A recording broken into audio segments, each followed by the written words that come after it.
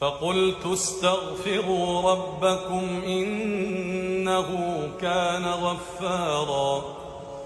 يرسل السماء عليكم مدرارا ويمددكم بأموال وبنين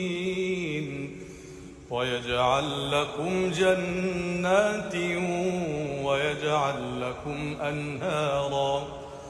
ما لكم لا ترجون لله وقارا وقد خلقكم أطوارا ألم تروا كيف خلق الله 7 سماوات طباقا وجعل القمر فيهن نورا وجعل الشمس سراجا والله أنبتكم